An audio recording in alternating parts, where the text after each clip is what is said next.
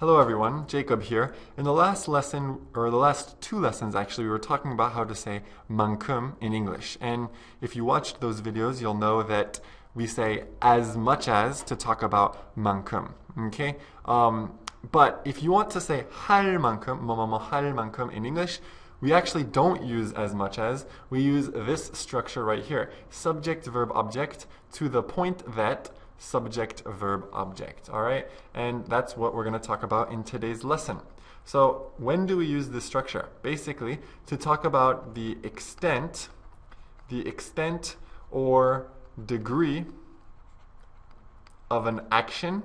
So basically this means how much, or kind of how often you do something, how much or how hard you do something.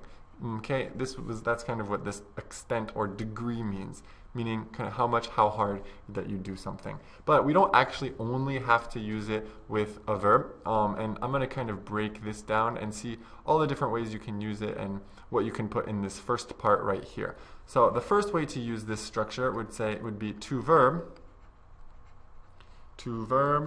plus to the point that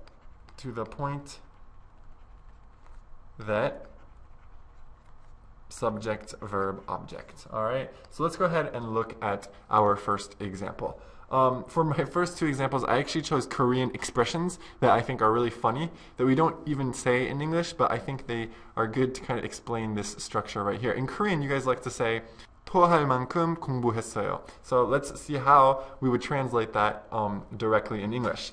If you wanted to translate that, you could say, for example, let's say I studied English to the point that I threw up. I studied English to the point that I threw up. Throw up means 토하다, okay? So this whole sentence would mean 토할 만큼 영어 공부했어. And like I said, this actually isn't an expression in English. We don't say really to the point that I threw up to mean that we really studied hard or we really studied a lot. We don't actually say this, but I think it's kind of funny, so I'm going to use it. I'm going to use it in this example. So here we're using it with an action verb. I studied English to the point that I threw up. I guess this makes sense, but it's just kind of a funny example. I would maybe say I studied English to the point that I was really tired, or I studied English to the point that maybe I wanted to throw up. Maybe that would make sense.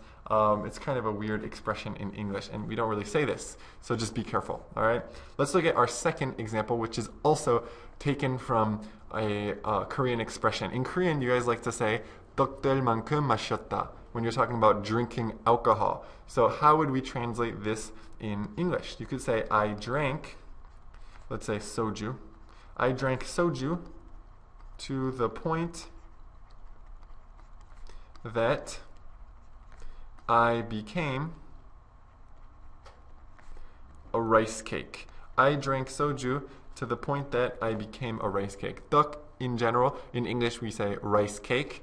And I drank soju to the point that I became a rice cake would mean technically 떡 될 만큼 마셨다, 소주 마셨다. But again, this is not an expression in English. Obviously, we don't actually even really eat rice cake that much in America or in Western countries. So obviously this is not an expression, but I thought it would be kind of fun just to use kind of examples that are direct translations from the Korean expression, just to give you a good sense of what this 할 만큼, or how this 할 만큼 structure is used in English. Okay, so in both of these cases, we're just using them with regular action verbs, and then we have an object, but then we're putting to the point that, and then another full sentence. I studied English to the point that I threw up. I drank soju to the point that I became a rice cake. So again, I wouldn't say this if I wanted to stress that I really drank a lot. What would I say? I would say I drank soju to the point that I passed out, I fell asleep, or I drank soju to the point that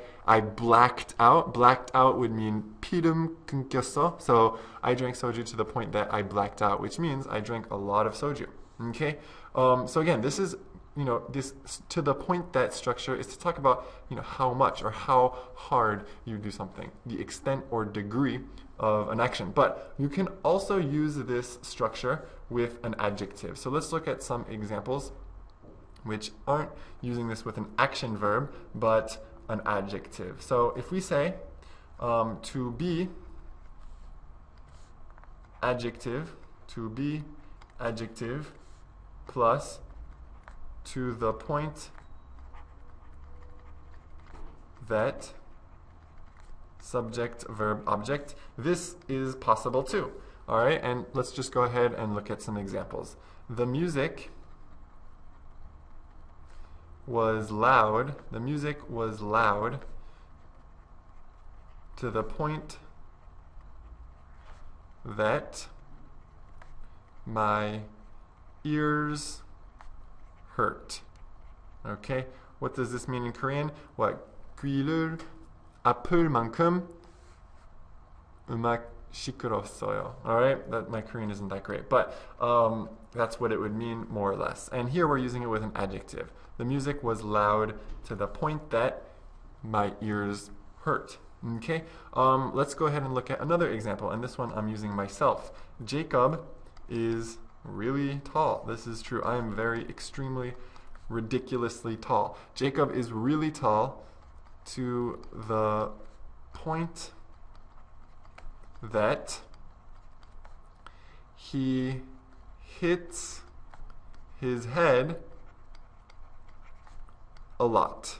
And this is this is just true. I often hit my head because I'm really tall, so I hit my head indoors, or when I take an airplane, sometimes I hit my head, or when I'm in the subway, sometimes I hit my head, and it hurts. But that's just the price you pay.